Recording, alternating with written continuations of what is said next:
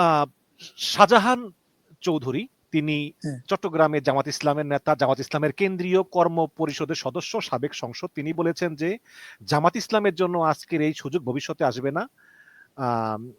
পাশের দেশ হিন্দুস্তান থেকে অস্ত্র ঢুকবে, এই তিনি বলেছেন যে আমি ন্যাশনালি বলবো না, কিন্তু বলবো যার যা নির্বাচনী এলাকায় আছেন, যারা যারা প্রশাসনে আছে তাদেরকে অবশ্যই বলবো যে প্রশাসন আমাদের আন্ডারে নিয়ে আসতে হবে।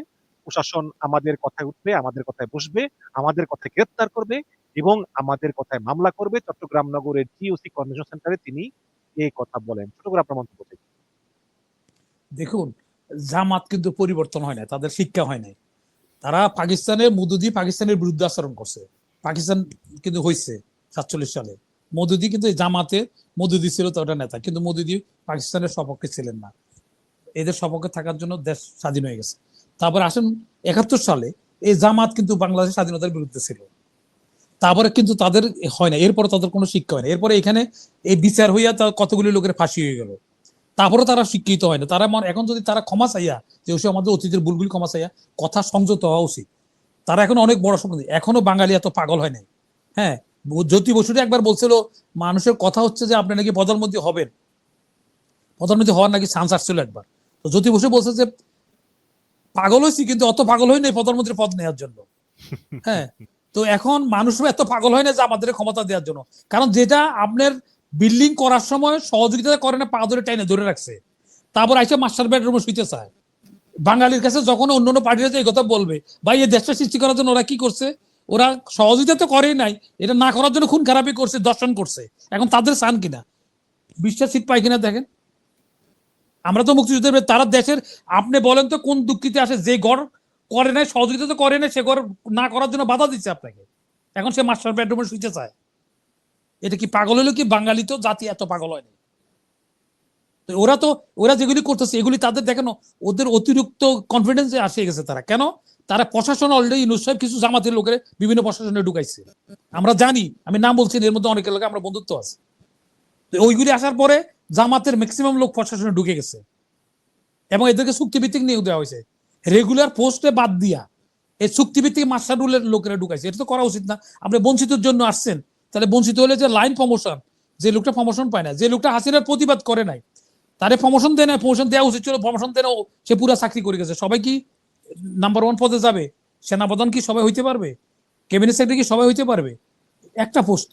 তো সেখানে তারা আসে নাই। তারা কিন্তু ওই সময় প্রতিবাদ হিসেবে হাসিনার বিরুদ্ধে মামলাও করে নাই, হাসিনার বিরুদ্ধে কোনো প্রতিবাদও করে নাই। এই যে আন্দোলন, সে আন্দোলনের সময় ওদের একাত্মতা ঘোষণাও করে নাই। তারপরে এখন তারা চাকরি করে রিটায়ার করে বেনিফিট নিচ্ছে। এখন আর কি বাকি যে প্রমোশন পায় না এই কথা কইয়া বেনিফিট নিচ্ছে, নিয়ে চাকরি টাকরি দিয়ে বেনিফিট নিয়ে এখন শেয়ারে বসে গেছে। এবং এর মধ্যে অনেকে আছে জামাতের। বুঝতে পারছেন? ইউনূস সাহেবের যে ইলেকশন করবে, ইলেকশন প্রশ্নবিদ্ধ তো উনি নিজে করতেছে। উনি কেন অ্যাটর্নি জেনারেল বিএনপির লোকেরা নিবে? আসাদ কিন্তু বিএনপির এই আপনার বিষয়ের সম্পাদক ছিল, কেন নিতে হবে তারে? উনি তো নিরপেক্ষ থাকবে। এই যে উনি ইলেকশন করলে নিরপেক্ষতা হারাচ্ছে তো উনি। উনি কেন জামাতের লোকের পদে বসাবে? উনি জামাত, আওয়ামী লীগ, বিএনপি কেন শুনবে? উনি যেটা নিরপেক্ষ ইলেকশন করার জন্য যা যা করা উনি তাই করবে। উনি ডানে বামে তাকাবেও না। উনি ইলেকশন দিবে নিরপেক্ষ। মানুষ 15-17 বছর ধরে ইলেকশনে ভোটাধিকার থেকে বঞ্চিত আছে, তো ভোটাধিকার নিশ্চিত করবে, ওনার 1 নম্বর প্রায়োরিটি এটা।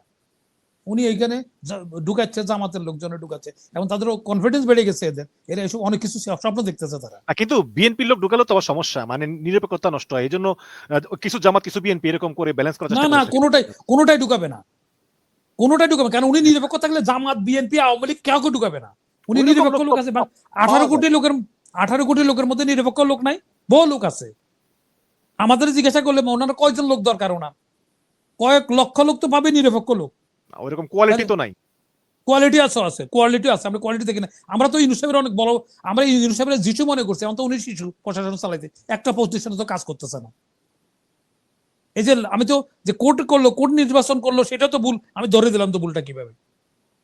জাতি তো মনে করছে উনি যিশু, আসলে তো উনি শিশু প্রশাসনের চালাইতেছে।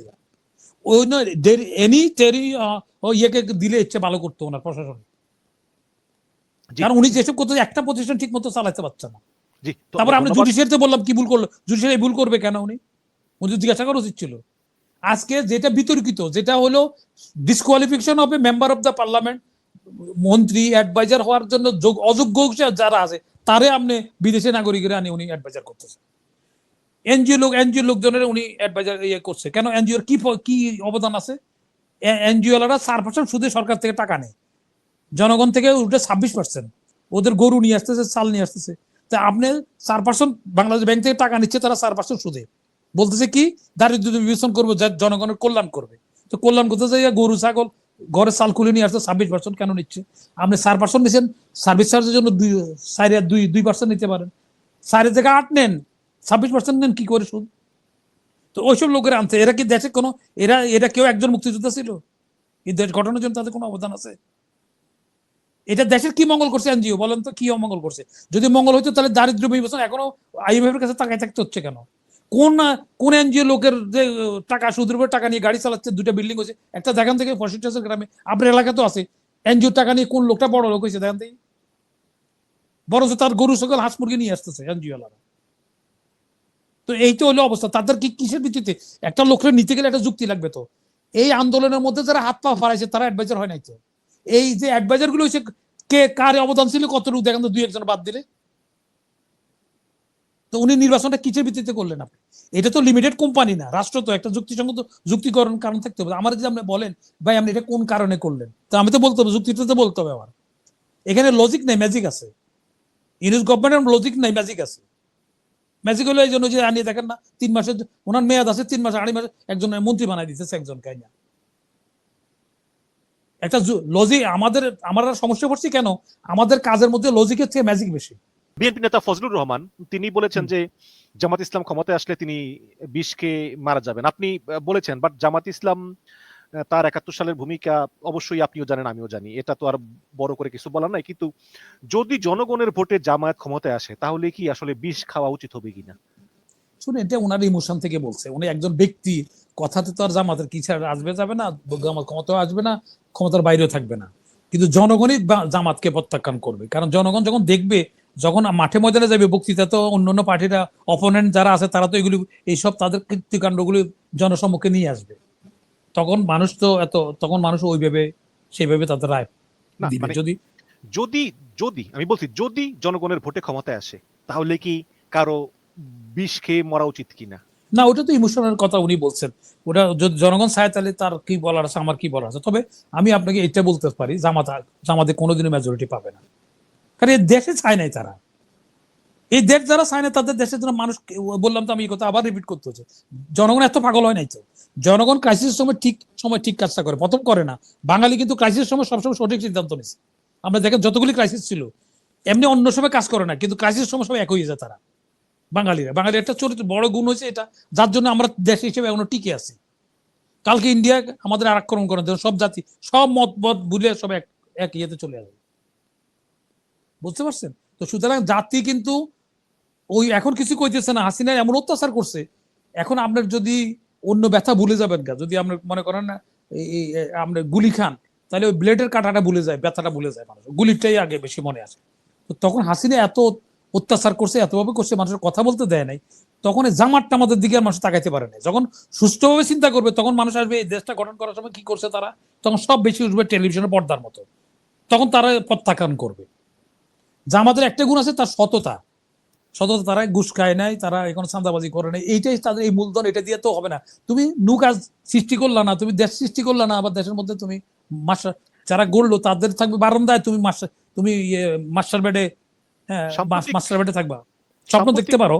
কিছু জরিপ আছে, সেই জরিপে উঠে এসেছে জামাতের নাকি জনসমর্থন অনেক বেড়েছে। বিভিন্ন জরিপগুলো আপনি নিজেও পড়েছেন জরিপে, সেখানে বলা হয় জামাত ইসলামের জনসমর্থন বহুগুণে বেড়েছে এবং অনেক অনেক জরিপে দেখা গেছে প্রায় কাছাকাছি, বিএনপির কাছাকাছি তাদের জনপ্রিয়তা। তাহলে কি এইসব জরিপগুলো কি ভুল? শুনেন, আমি একটা গল্প বলি। একটা কাজের বুয়াকে 10 গ্রাম চিনি দিয়ে একটা পরোটা বানাইতে দিচ্ছে মালিক।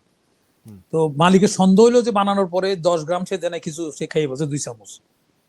তো এখন সে করলো কি, যাই আর পরোটার একটা অংশ, মনে করেন 10x10 পরোটার সাইজ, তো একটা অংশ ল্যাবরেটরিতে টেস্ট করতেছে, দেখছে, দেওয়ার পরে দেখেছে আনুপাতিকের ওইখানে চিনিটা কম পড়ছে। তো কম পড়ার পরে সে বলতেছে, স্যার এই যে এটাতে তুমি যে চিনি খাইছো, তুমি তো বলো যে তুমি খাও নাই, এটা প্রমাণ আছে তোমার একটা অংশ কাটার পরে। বলে, স্যার এটা তো কম্পিউটারে মিলাই নাই, ও ঠেলা দিচ্ছে, ওইদিকে চিনি বেশি গেছে, ওইদিকে কম গেছে। পুরা পরোটা দিতে হবে, 10 গ্রাম চেক করতে গেলে আমাকে 14 গেলে পুরা পরোটাটা টেস্টে পাঠাইতে, পুরো পরোটা টেস্ট করে দেখেন। দেখে পুরো পরোটা যখন টেস্টে দিচ্ছে দেখে 10 গ্রাম ঠিক আছে। তো এখন আপনি যখন গোপালগঞ্জে একটা ইয়ে করবেন, ওখানে দেখবেন ভোট আসবে একরকম, জরিপ করবেন ওখানে ভোটের রেজাল্ট আসবে একরকম, বগুড়া করেন সেখানে আরেক রকম রেজাল্ট আসবে। এইসব ভাওতাবাজি এগুলো হলো টাকা দিয়ে করাচ্ছে, এগুলো টাকা দিয়ে ওদের ফান্ড আছে, ওদের অনেক সচ্ছলতা আছে, দেখে এটা জনমত। পাবলিক এত পোকা না। আপনার লোক তো আমাদের এই ইলেকশনের পরও তো দেখা হবে। আমি আপনাকে বললাম এই দেশের লোক জামাতকে ক্ষমতা আনবে না, কারণ যদি জনগণ এটা বুঝে যে এটা এই দেশটা সৃষ্টির জন্য তারা বিরুদ্ধাচরণ করছে, তারা দর্শন করছে, খুন খারাপি করছে। রাজাকাররা কি করছে আমরা দেখি নাই, বাড়িঘর জ্বালাইছে।